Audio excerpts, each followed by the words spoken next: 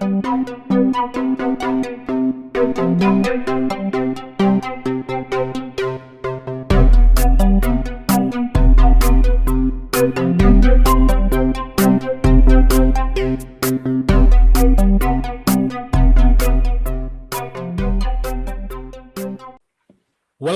to the 9th episode of Silver Lining for Learning. My name is Punya Mishra, and I am Associate Dean and Professor at the Mary Fulton Teachers College at Arizona State. I'm joined in Silver Lining by my friends Kurt Bonk, Sean Lesher, Chris Didi, Cross McLeod, and Young Zhao. I will be hosting today. Scott and Zhao have agreed to be co-hosts, and the others are working the back channel on the YouTube live channel, which I see is already pretty active with viewers and a chat that's going on. So welcome to all of you who are watching there. It's funny how, physically I point to my other screen as if they can see me point there. But anyway, welcome to all of you. We are still figuring out the dimensions of this online, the physicality of this online world, right? I'm actually going to miss participating in the chat today. I've made some friends there over the last few weeks. And I took a moment before we started this afternoon to go and look at some of the data about people visiting the site and viewership of the videos. We have thousands of visitors, not just from the United States, but Canada, China, Australia, India, Italy, across Europe. Our videos have been watched more than 4,500 times. So visit silverliningforlearning.org. We have a lot of guest posts, blog posts there as well. So feel free to drop us an email if you want to write a post for us. And that's really exciting to see the community at large jump in and participate in this conversation. So, and again, so just to give a little bit of context for why we are doing this, and this is not to minimize in any way the disruption and the havoc that this crisis has caused to people and their lives and to economies. But as educators, we can also look at the situation that's happening and the rapid response that we had to step up and respond to it as an opportunity for learning new things, for sharing stories, for seeing new opportunities for when we come out of this, because this is not going to go on forever. As I earlier mentioned, that as humanity, we are going to step through this, right? But what happens after? Maybe there are things that we can learn here, or things that have been revealed to us that we can seek new opportunities and new possibilities. So I'm excited to host today's session and to invite our guests for today. Today's focus is on the country of Italy, and outside of China, Italy was one of the first countries to be hit really hard by the coronavirus. We had focused on China in a previous episode, so it's sort of appropriate that we talk about Italy as well. If you look at the data, Italy went on a partial lockdown around mid-February, and by the end of February, the entire school system had shut down, as now it has for most of the world. And Milan, where our two guests are from, was pretty close to being the epicenter of this. And so in some ways, they were the first among the nations in sort of the Western world to have to contend and deal with this. So I'm really excited and thrilled to have two friends. One is who I call a young old friend, which is Nicoletta de Blas, and the other is a young new friend, Tommaso Agasisti. Glad for both of you to join. I've known actually Nicoletta for a while due to shared research interests and meeting at the site conference. And she was gracious to host me a few years back to speak to her students in the master's program. And when this crisis hit, I reached out to her over WhatsApp just to know as a friend how she was doing. And then when we started this series, it seemed very appropriate to invite her because she shared some stories about things that they were doing that seemed to be worthwhile for us to discuss and talk about. So without much ado, I'm going to actually first start by having Zhao and Scott introduce themselves. And then I will move on to Nicoletta and Tommaso to go on. So Zhao, please. I'm Young Zhao. I'm a professor at the University of Kansas and also the Melbourne Graduate School of Education starting June 1, actually. So happy to join this. Thanks, Punya. Scott McLeod from the University of Colorado, Denver. I'm an educational leadership professor, unlike my instructional technology friends, and focused a lot on leadership and systems. Thanks. So this is perfect, Scott, because we have, Nicoletta, who's going to focus a lot around the teachers, and Tommaso, who's going to speak to sort of issues around leadership and principles. Some of the conversations we had prior to this were actually very fascinating. So I had this introduction there for both of you, but I think that it would be best to get our guest to start speaking. So Nicoletta, if you could lead us on, and then Tommaso, please. Okay, so thank you first of all for having me and for inviting me, Punya, and everybody. I'm very happy to be here and very happy to share the experience of the Italian schools. And I really mean this as a sort of homage to my home country and to the amazing teacher that I have the luck of working with during my working life. I am associate professor at Politecnico di Milano in educational technology.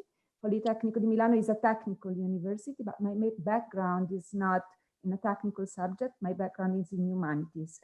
And at Politecnico, I am director of 2 master programs.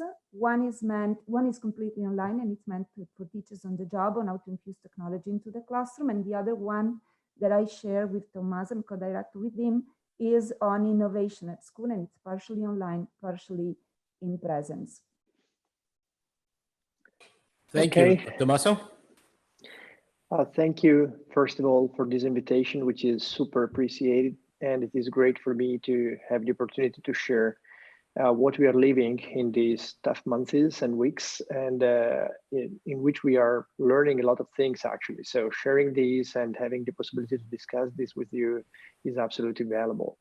I am a professor of public management at Politecnico di Milano.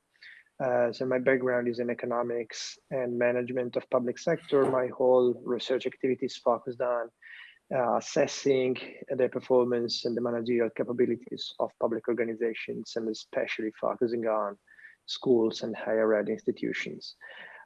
Together with the research activity, I am involved in a lot of teaching and consultancy with the schools and universities. So to a certain extent, I had the great honor of working with school principals and with higher ed administrators to see how they are dealing with these strange weeks and the way in which they change the way in which they operate and try to, cope with the new situation and try to do their best for providing high quality education to all the children. Thank you. Maybe, Nicoletta, you could just start us off, or Tommaso, either of you, just giving us a sense of what the overall situation is right now in Italy, and then, briefly, and then segue to sort of the change and then in the schools, and then how the response sort of came about. And I know that you, Nicoletta, have spoken to us about this Mooc that you started and how teachers participated and the sort of the way this process played. So maybe we can start with that, and then we'll move to Tommaso to look at sort of the leadership aspect of things. Okay, fine. So almost immediately when the emergency started and it was clear that it wasn't going to be something easy and nice, but it was going to be worse, we came up with the idea of creating a public Mooc, capitalizing on some modules that we had in our master program for the teachers. And the modules was, of course, on online teaching. So we made it available, and we let know all our friends, which is a mailing list of 6,000 teachers, Italian teachers, and enrollment began. And now we have more than 3,200 teachers enrolled, all school grades represented. High school represent the largest part of the teachers enrolled. And they have created this kind of thriving community for basically mutual help, where we have a representation of all possible profiles, ranging from the ones who had never even thought about starting to teach online, but they really wanted to learn because they needed to the tech enthusiasts who kind of felt, okay, now it's the moment to show what we can do. And in a sense, it's our moment. We can really do something to help the school system. So that was the initiative that we launched. And monitoring this, I've seen things moving at the speed of light. Like in the first week, people were wondering, shall we really go online? Maybe we could wait. Second week, they were wondering, which platform shall we use? Third week, what apps can we use to interact better with the children? fourth week, how do we do evaluation with these students who are far from home? Like really learning at the speed of light. That was amazing. Really seeing the teachers transforming. So we'll come back to some of the data and stuff that you have in the experience, the stories that you have from there. But maybe Tommaso, you can speak to, this issue that you had talked to me about, that how principals had to sort of re-envision their roles and rethink their managerial sort of capacity or capabilities in some ways, which was maybe something they were not ready for, but that they had to sort of rethink that. Exactly, they had to. And the main feature that happened at the very beginning of the pandemic was the uncertainty. So what really happened the first days is that at the very beginning, it seems like, okay, we'll stay closed for 1 week and then see what happens. And then after 1 week, they say, well, we will stay closed for 2 weeks. And then the regulations are coming, overlapping each other. And from day to day, it became clear that it's something that you cannot really predict, and you cannot really organize in the way in which you usually do, which is something a little bit, I would say, administrative, bureaucratic, like having knowledge about what we have to do in the next few days, in the next few weeks. And suddenly what happens is, okay, now we don't have this kind of certainty. So we have to deal with the reality that we are not gonna know what is going on in the next few days, in the next few weeks. So that's the first feature that I had to face off. And the experience is that some of these principles were very, very resilient, so they started to see, okay, we have to cope with that. We have to try to rearrange all our operations in a short period of time. And we have to completely change the way in which our schools are operating. So not only from the teaching perspective, but also from the organizational point of view. So for example, what we should communicate to families, what we should communicate to teachers, how we should work together to rearrange the way in which we plan the educational activities for the next weeks. Or should we decide to force the teachers towards the use of certain platforms or not? How we should deal with the local governments to arrange some of the services that are needed to the students, for example, who have not any device, and so on and so forth. So what happened at the very beginning is that what the principals need is some help in defining, I would say, activities to be taken, checklists of activities to be taken, and to have the possibility to compare and benchmark against other schools what they are doing, have suggestions, provide doubts and potential questions and answers. So what we tried since the beginning is to try to create a place where these principals can have a discussion together. And the experience of webinars we launched since the beginning is this kind of experience. So we had these principals that were waiting for our suggestion, but at the same time have the possibility to interact each other. And it was a great experience. Thank you. So I don't know if Zhao or Scott, you have any questions, or I should keep going? Scott, go ahead.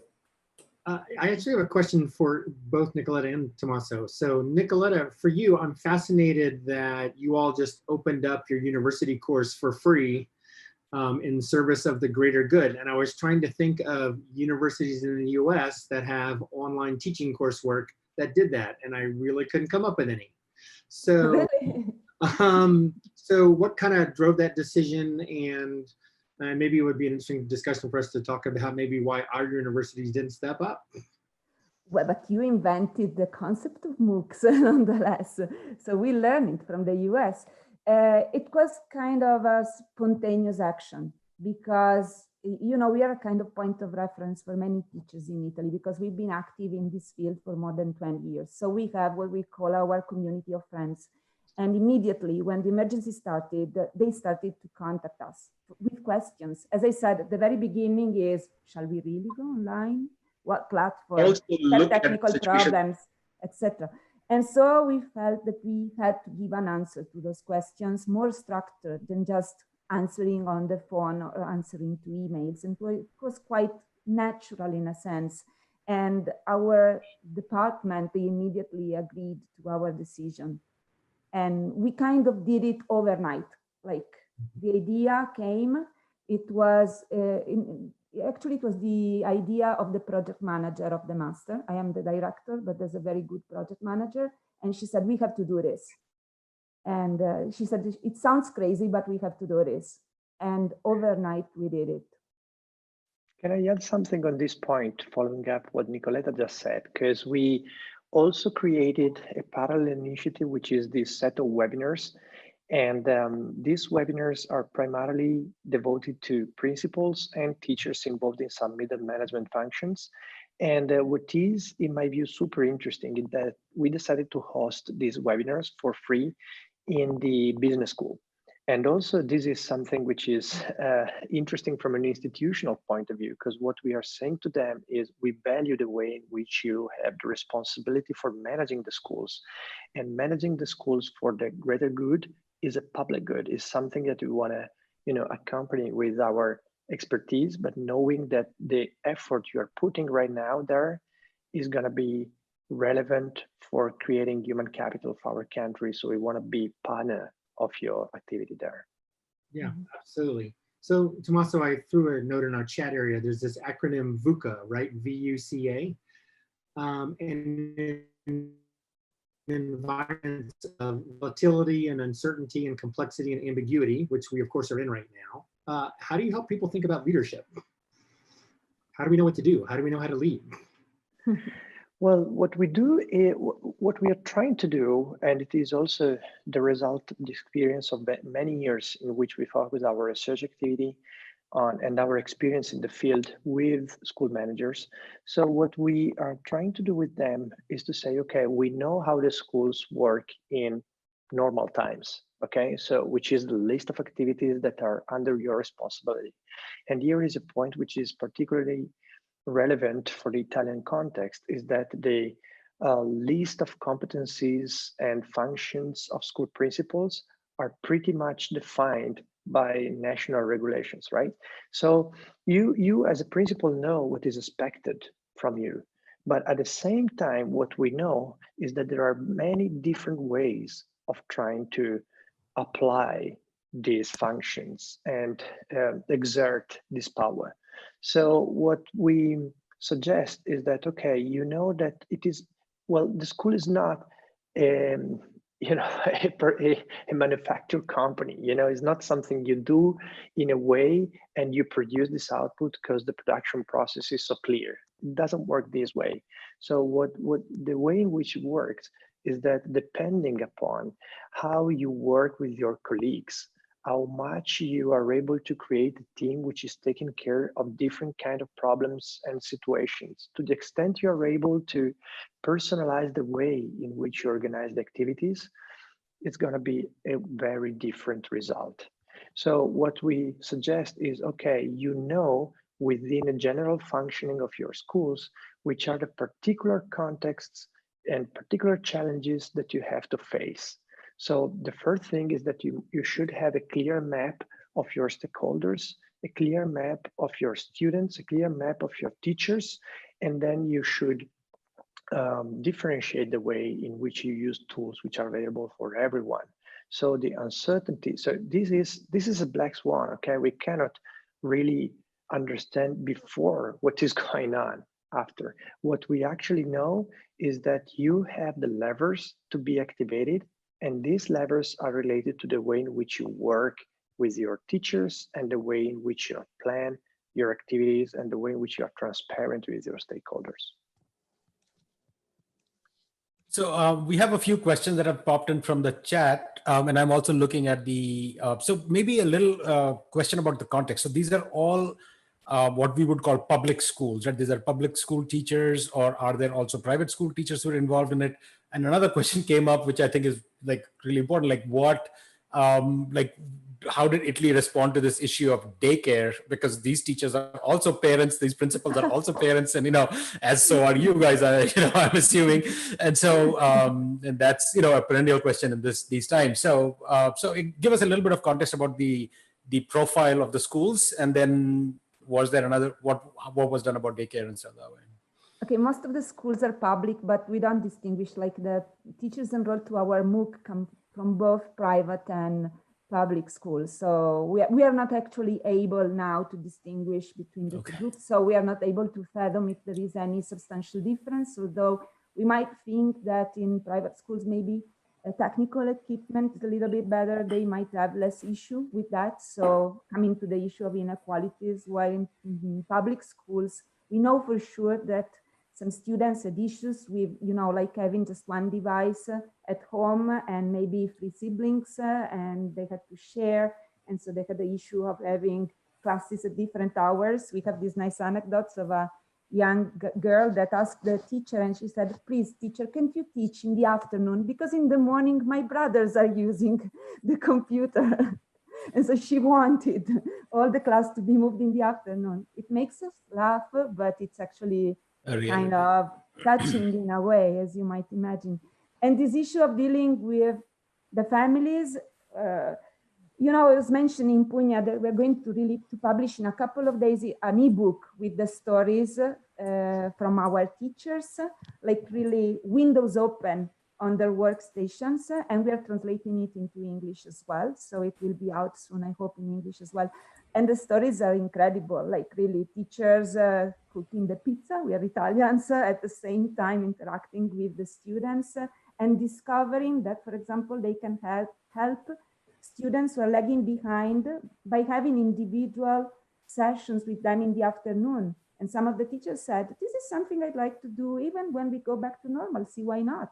I can get into contact with them in the afternoon and try to help them directly. Mm. So that's sort of an example of, I think, what we would call a silver lining in this. So you had mentioned just before we started, there are some questions around leadership, and we'll come to that, and Tommaso, to you. Some data that you have about what motivated the teachers, what they take away from it, and also you had mentioned that the sort of some of the stories and things that have emerged, particularly around their talking about that they have a new understanding of their student body now. So if you could speak to the little bit of this new understanding of the student body and some of the data about what motivated, like what got the teachers moving. And then I think we'll move to some of these questions which have popped up, which are around sort of leadership, and Tommaso can talk about those. Yeah, we have surveyed the teachers taking part in the Mooc, and we got 959 responses this far. And just to give you an idea of the profile, one interesting thing about this sample of teachers is that they are not super young. 73% of them are aged more than 46, and 12% of them are aged more than 60. And some of them are about to retire. And they say, but I still want to learn how to do this online. So I think this is also something interesting to note, that it's not a matter of age. And they come, as I said, mainly from high school, but it's more than 50%, 20% from primary, almost 20% from middle school, and 6% from kindergarten. And you were asking about the motivation. So one of our questions was about what motivated you to do this kind of extra effort. And we provided them with a number of possibilities, and they asked them to choose 3. And the most voted one was passion for teaching, voted by 63%. Second, love for my student, 56%. And the third one is sense of duty, 42%. But obligation, like I was obliged, I would have never done it, was selected by just 16%. We have to think that this sample is kind of biased because it's people who decided to enroll to a Mooc. So I think, and I was mentioning it to you, that we have the issue of the teachers left behind, if you will, the ones who probably couldn't cope with the situation. And I have the utmost respect for them. And we don't have data about them just because we cannot reach them. So this sample is kind of biased, but I think it's interesting to see that their main motivations come from their passion for the job that they do and for the students that they have to take care of. And you were also asking about the positive aspects. Again, they were given a list and they could select. And the most positive aspect of this disrupting period, according to them, is the possibility to learn. learn new methods, learn new tools. 71%, which is super high, because the next positive aspect is that they appreciate the flexibility of this kind of teaching, 37%. And 36% is this possibility of having a new perception of the students. I don't know if perception is the best English word to express what I mean, but it's a new way of kind of getting to know them. Thank you. Thank you. So, Tommaso, there are a few questions that have come up around this issue of leadership. So one is, how do you help educators become more adaptable, in this kind of a situation? And did the priorities in leadership change with a list of expectations and, so on, right? So sort of adaptability and expectations. And I think one thing that I would add to this is that you had mentioned this thing that there is this sort of mandate nationally listed. How much flexibility was given to educators to sort of ignore it and come up with their own, procedures and processes, because that to me is like an opening. I mean, one of the things we have talked about is like the fact that tests have gotten canceled, across the nation in the US, maybe allows us to ask the question that do we need all these tests in the first place, right? So that may be an opening, right? I mean, I'm just wondering about that. Let me start from this last question also, because it is related somehow with your previous question about the difference between public and private schools, right? So this is one aspect in which, for example, the ability to adapt more flexibly is very different. So for these 10% of private schools that we have, the kind of flexibility they have in management is much higher than the public schools, because in this case, there is not a checklist of things that are under your responsibility. So the figure and the character itself of the principal in this school is much more flexible. And actually, I think that, for example, they have quite a very different relationship with teachers, because teachers in our country in public schools are hired by the Ministry of Education. So they have a direct contact, a direct mandate from the Ministry of Education. So they are organized at school level, but they are not hired at school level. They are not paid at school level, and so on and so forth, right? So instead in the private schools, it is the other way around. And so in those circumstances, the differences in managerial capabilities of principals are really make a great difference, because if you're able to manage the situation in the relationship with the teachers who are hired by you, then you can try to adapt to the situation in a much more flexible way. But to answer your question about how much is flexible, also in the case of public schools, the experience in these weeks is that there is still quite a lot, I would say, freedom for principals to organize the activities in the way they want. So the Ministry of Education outlined a very short document in which they say some guiding principles about how to use online learning.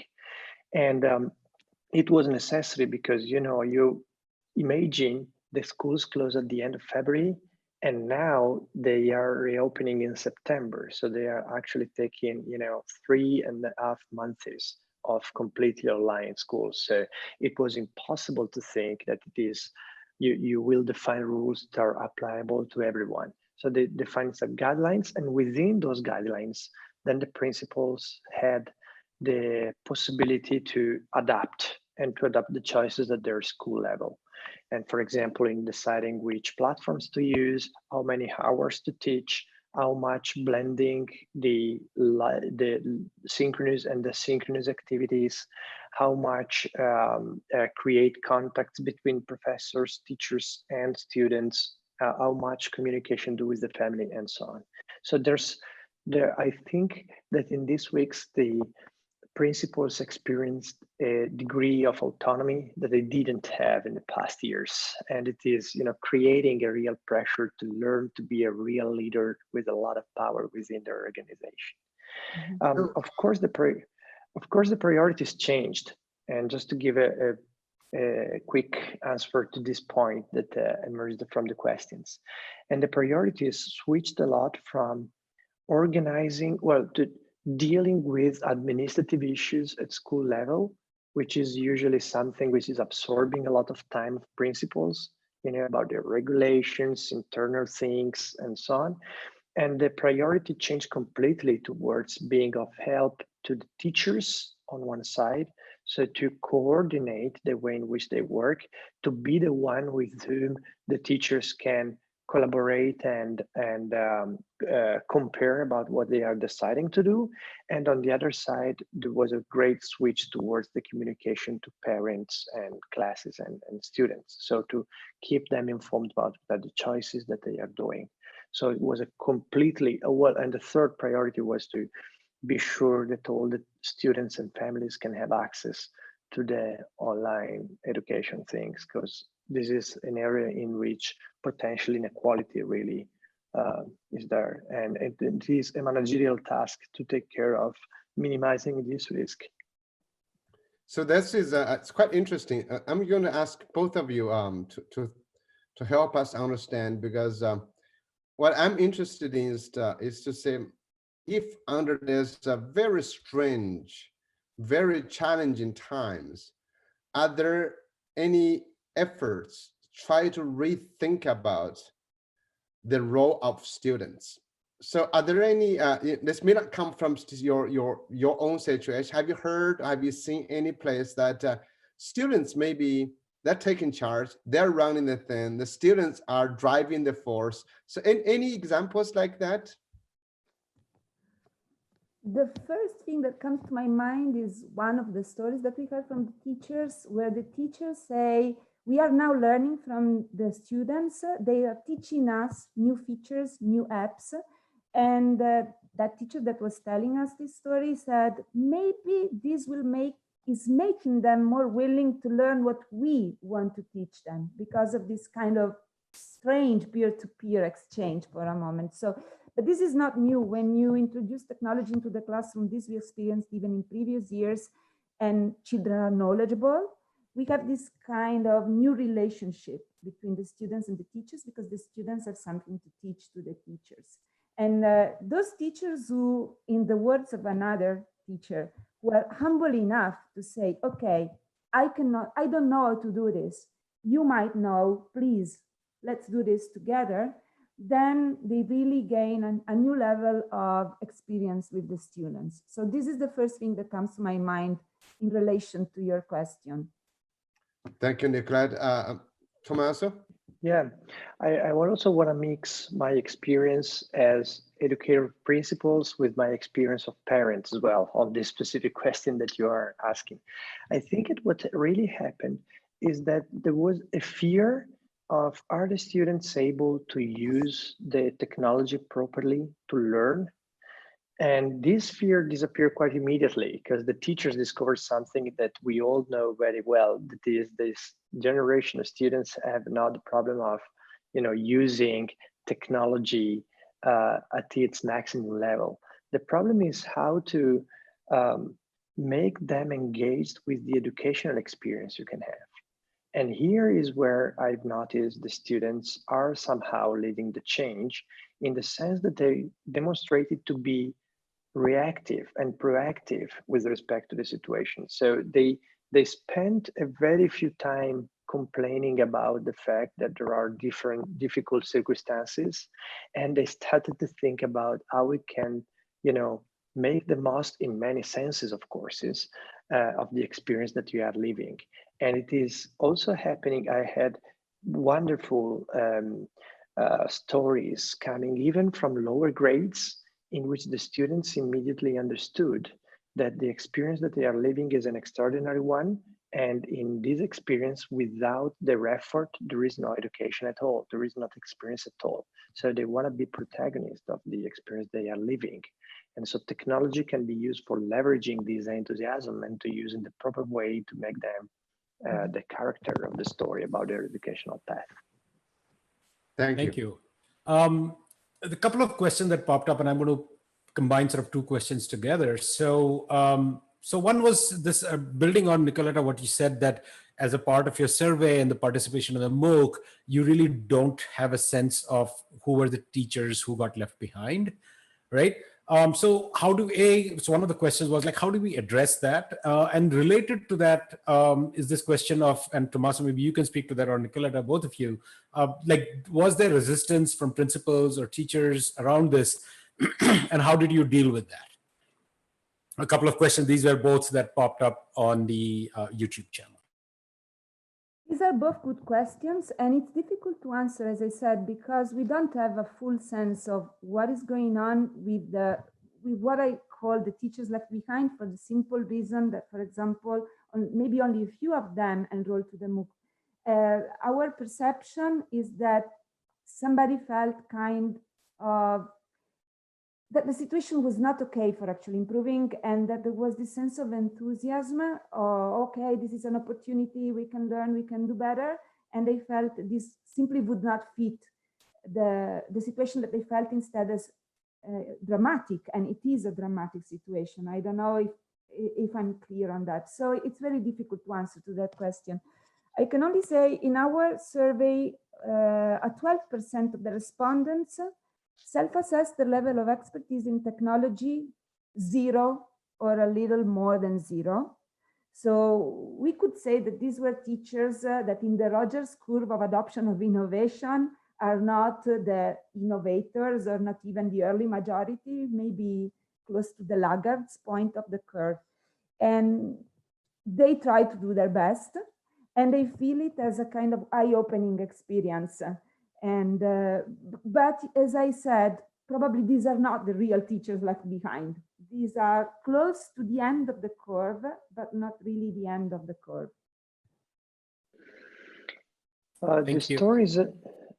The stories I have experienced with about some kind of resistance, and also from these teachers left behind somehow, are related basically to two main points. So the first one is some complaint that we cannot apply the way in which we usually teach in this new environment. So the online education is not able to do what we were doing in the classroom. And the second, and by the way, the answer to this resistance was pretty clear, and it is, well, that's absolutely fine. And this is exactly because we don't want to have, the same kind of teaching approach that you use in the classroom simply moved to online, because it's not the way it works. So this is the great challenge that they had to face, which is to completely change the educational model behind, and to do that suddenly, and to do that in a hurry, which is a great challenge. The second kind of resistance is about the management of time. And the teaching profession in our country, and not only in our country, is very, I would say, very well organized in time. Your days are pretty well organized, so you have your classes in the morning, you have some work in the afternoon, and then it starts again and again and again and again, right?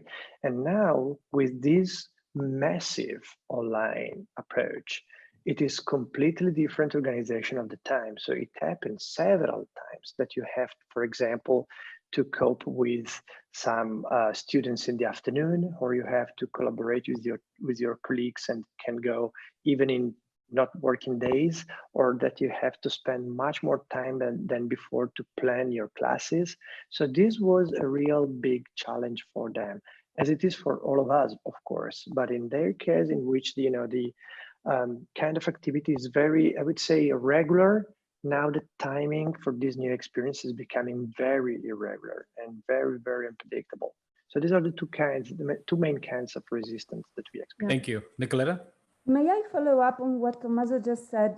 There is this issue, this kind of mantra that says nothing is like teaching in presence. And I would like to make a comment on this, because every time I hear this, I think about, the Greek philosopher Plato. And as somebody knows, or as many people know, Plato was against writing. And he said that the only true way of teaching is by writing on the soul of your student in a person-to-person relationship, which he meant as a truly personal relationship. And he said, this is the only serious way. And in the end, as we know, he wrote some books But he himself said, in the books, I'm writing the less serious issues. The real serious one, I'm only writing in the soul of the student in front of me. And I think he was perfectly right, because nothing's like a person-to-person relationship, face-to-face, heart-to-heart. And we can agree with that. But we all know what happened with writing and with books. And he used to say, you know, books cannot really teach, because you ask them a question and they keep providing you the same answer, ever and ever the same, because they are like siblings, sons, children around without a father. And in spite of this strong criticism, but by one of the greatest minds in human history, writing has become one of the main technologies for communicating and teaching and learning. So I think that we should kind of get into this frame of mind. Things are happening, new means are there. We have to make the best of them. We don't have to say, oh, now we are discovering how to teach and learn, and everything we did before was just crap because technology is going to solve all our problems, and teaching with technology is gonna be the best ever possibility. It's not like that. It's just that it's what is happening right now, and it's kind of inevitable. So we have to do the best with what we have. I don't know if I gave the idea. Is that clear? Yeah, that was great. So Nicoletta and Tommaso, our audience is very interested in this question. They would like you all to talk a little bit about how individualized pedagogy is evolving as an outcome of sort of COVID adaptations there in Italy, right? So can you talk a little bit about how teachers might be shifting more into a role of coach rather than as deliverer of information? And what does that look like specifically with the teachers that you've and schools that you've interacted with? Yes, I think there is an aspect which is, in my view, fundamental about this topic, which is the teachers are asked to use part of their time not to teach, but to interact with students to understand what is actually going on behind the screen. So this is the first clear version of the coaching activity, you know, which is, okay, we can teach the students, and a lot of this teaching is happening, especially from, I would say, middle schools and high schools in synchronous classes. So there is a lot of contact between the teachers and the students, but at the same time, a lot of contacts that you can have during the class is not moved outside the class. So outside meaning that the teachers can have some extra time to devote to interacting with students, probably with the, you know, students who are left behind, or students who are more in difficulty, or students who have particular necessities. So in this respect, they are changing in this way this role. This has a strong implication for the way in which principals can manage the schools, which is when they have to plan the activities that teachers have to do, they should be able to make some room and some time for teachers to spend in this new activity. And this activity can happen in several ways. It's not just when, you know, we organize a meeting in Microsoft Teams in which I coach you. It can be, I write you a letter, I write you an additional homework, I want to have an additional contact with your parent, but there should be some time devoted to that, and the school principal has this responsibility, of course. Yeah, I think I might add just a few words what Tommaso just said. In this time of deregulation, which was a quite creative time for Italian schools, I think teachers are spontaneously discovering, I would say, in their generosity, that they can have an individualized relationship with the students. And some of them tell us, oh, there is this student who has some issues of some kind, and so now I can devote some time to him or her, again, in the afternoon, even in the evening. And he's doing better, sometimes better than in the classroom, where, due to the fact that he's like amidst a number of other students, I cannot pay the right attention to him. So they are kind of experimenting. They themselves say that their workload is dramatically enhanced. So what Tommaso was saying is absolutely true. This is something that should be one day kind of organized into the teacher's job description in a sense. But yes, they are discovering this possibility of having a one-to-one relationship with their students. Thank you. So I'm just curious. This is a question that one of our hosts, Sean Lesher, was asking early on. We did not really address that on the chat. Was we are about to end. Hopefully, we are truly going to end this COVID-19. So during this trial of this, I guess in about 3 months, maybe 5 months, how have the media responding to this, and about parents and students? Any information? This is maybe way out of what you are talking about. So this is not your research, but really you as a general person to representing Italy, to tell us what's the sense among parents, among students of their experience. Tommaso, maybe better Yeah. than I. Well, I can say there are several contrasting feelings. So the first one is, I think there was, and this is very silver lining thing, is a great sense of gratitude towards schools, principals, and teachers. So a lot of parents are experiencing the fact that schools were very reactive. They didn't stop their activities. They took care of the situation. They wanted to be, responsive to the crisis that we are living. On the other side, there is the awareness that schools were not perfectly equipped and perfectly organized to react to this situation. So even if they did their best, what we expect is that there will be a loss of, achievement, knowledge, competencies that need to be restored somehow. So there is a sense of urgency to create opportunities to try to close the gap that inevitably has been opened by this situation. Another contrasting feeling is that a lot of people is scared about the way in which the schools will be organized in the next future. So now a lot of families cope with the current situation. And please have in mind that until a few days ago, the country was in a completely lockdown. So 90% of the people were at home with the children. But now the situation is slowly, opening up the economy and society, but schools are closed. So parents are starting thinking about how will it look like in September? What if my school is not opening 100% of the time in which I expect they should be open? How can I take care of the kids?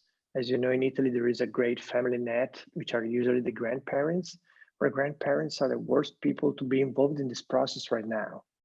So they are not going to function as the social net that usually we're working with. So this is another part which is creating anxiety to the children and especially to the parents. And finally, however, there is another contrasting feeling, which is, okay, now we switch on our ability to start using technology in a more proper way within schools.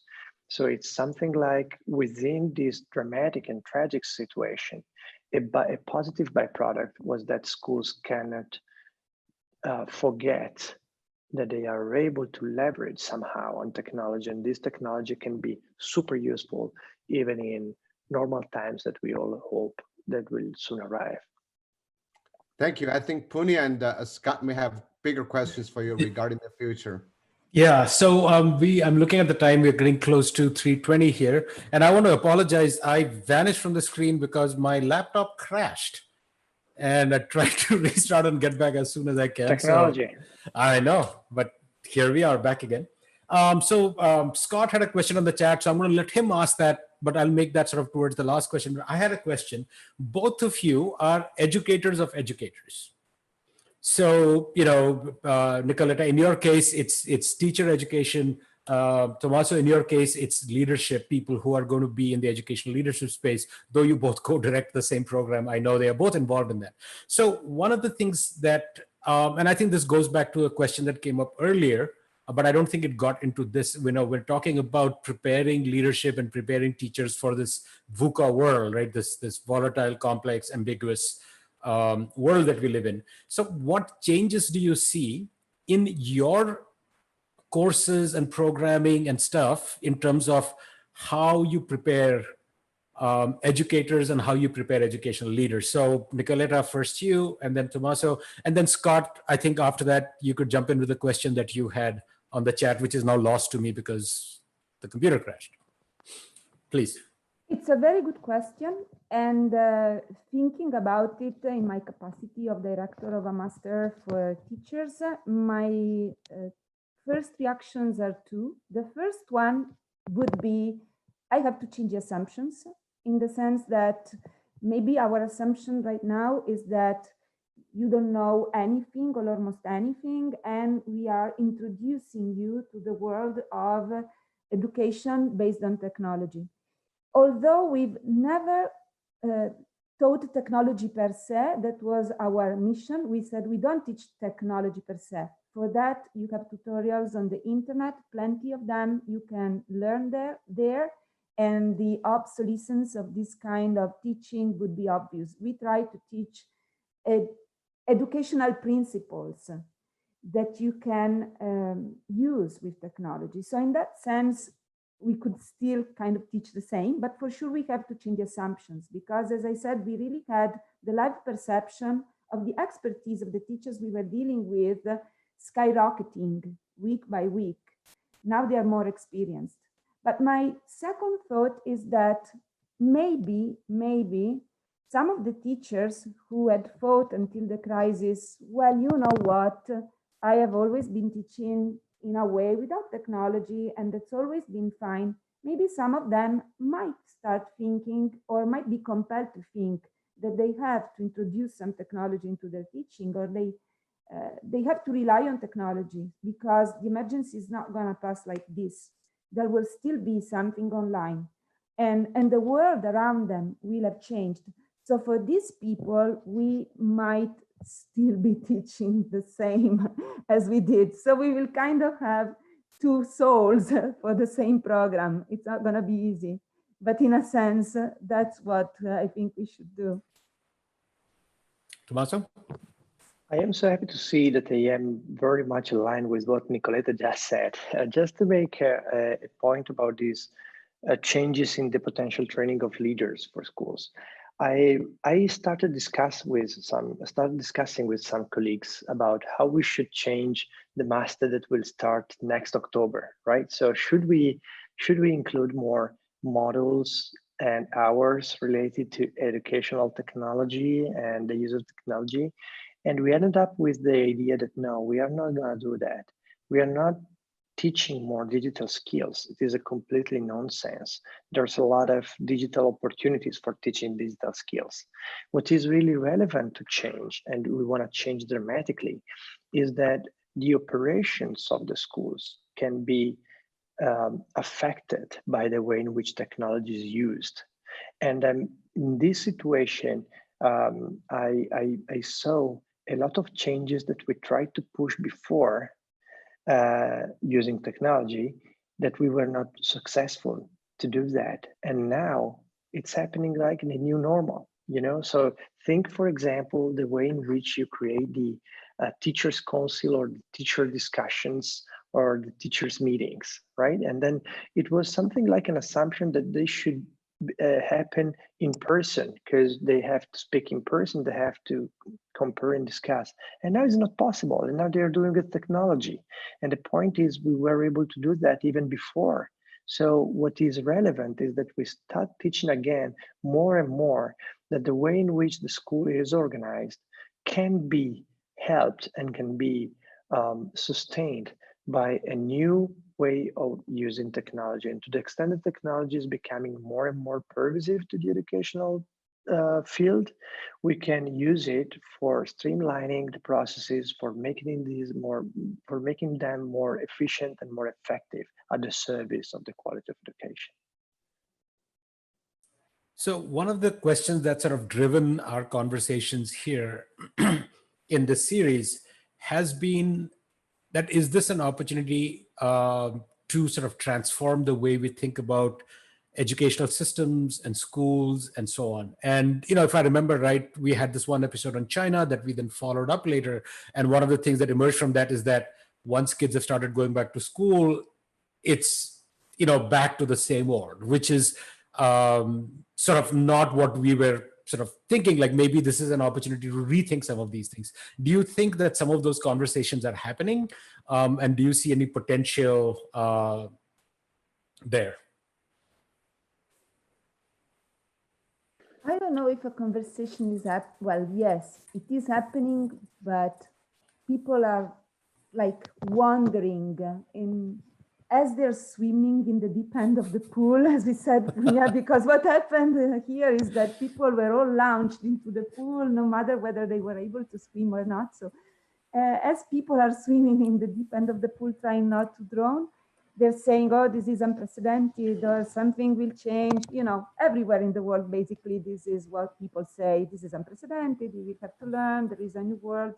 And in this conversation that I heard, one of the things that struck me most was actually in the Silver Lining blog, and it was by Gary Stager, if I'm not wrong. Mm-hmm. And he said, one of the big questions is going to be, it's quite provocative, but I liked it for that, is why should kids show up at school? We should ask this question seriously.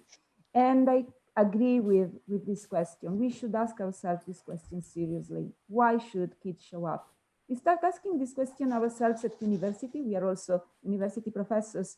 Why should students come to our university? Why should they listen to our synchronous lessons when they have the possibility of listening to it recorded at double speed? They do it at double speed. You know that. Okay, so I think this is the question we should think about. What is the added value? We kind of take it for granted. They're supposed to be there, right, and they're supposed to stay, they're supposed to listen. What is the added value? Thank you. Tommaso, you have the last word before we jump into sort of closing comments and then introducing next week's guest. So please. Yes, and my word is simply following up what Nicoletta said. It is an hypothesis of answer to her question. And the point is, we actually will be able to produce more and more material by ourselves and by leveraging on what is available on the internet. So we can free the time to be used at school in a very, very different way. So for the first time ever, we are experimenting on a large scale, the opportunity of using different materials to transfer knowledge and to instead free the time at school for doing something completely different, which is engaging students in completely different activities. So it's something like a huge experiment of flipped classroom that will be possible, and the teachers and students are becoming more and more aware of. And I think that principals are gonna help this transition, and they are gonna help this by imagining new way of organizing teaching activities together with their teachers. Perfect, thank you. We are at 3:28. So again, really thank you, Nicoletta and Tommaso. I know it's past midnight over there, so really appreciate your joining us, sharing your insights with us and with the, all the people who are watching on the channel. Just a couple of quick notes that this video, once YouTube has processed it, we clean it up a little bit and we host it. So it will be available on the Silver Linings website, most probably later this evening or early tomorrow. We would love to have you, if you'd like to write a blog post for that, please feel free to reach out. And Kurt, I will connect Nicoletta with you once this session is over. Also, this is to all the people who are watching online. Thank you again for joining us.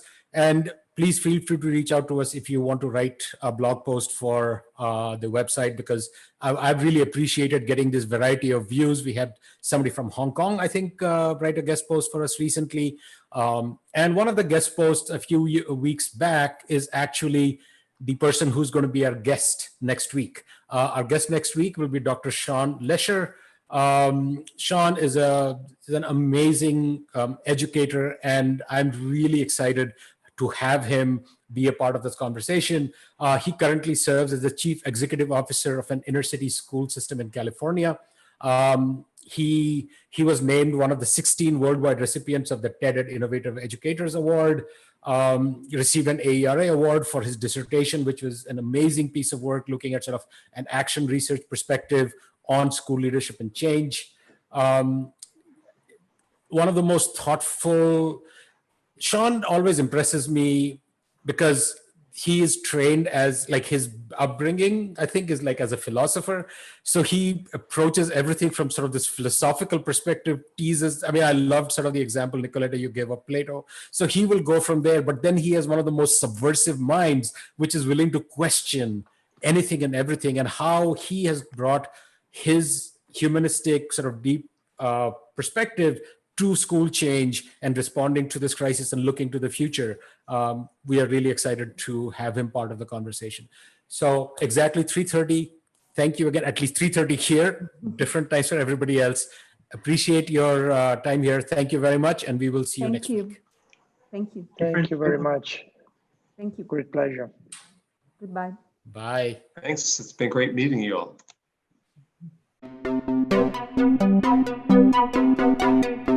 Thank you.